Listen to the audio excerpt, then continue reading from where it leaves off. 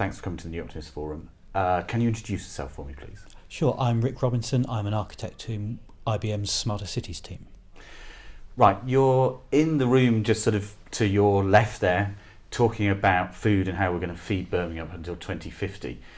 You were talking about data. Data seems to me, when it comes to food, is mostly owned by big companies. Is that a problem? Is that an issue? What's going to happen to that data?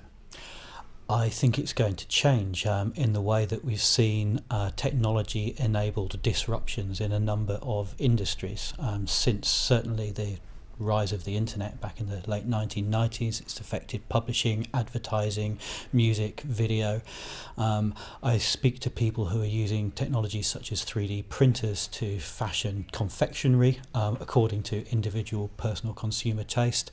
As developments like that proceed, and as it's easier for individual food producers to contact individual food consumers, then I think the ownership and transmission of data and the sort of transactions that become enabled are going to change. I wouldn't like to predict exactly what, how and when, but I think it's going to be a very, very big thing.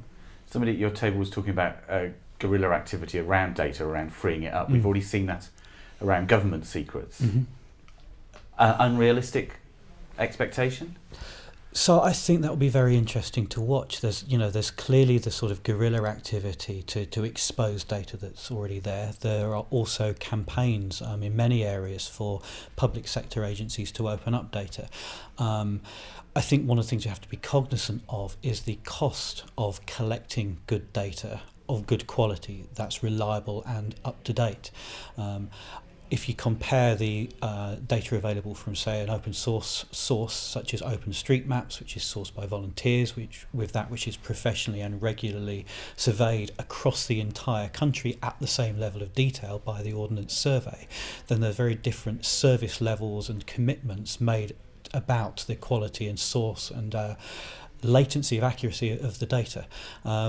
So I have some colleagues who work on an open data platform in Dublin, and theirs is a model that is not entirely free for use. There are some commercial terms around it that recognises the fact that if you want some sorts of hard to collect, very timely data, it costs someone money to produce that. I think we have to recognise all of those different aspects of it.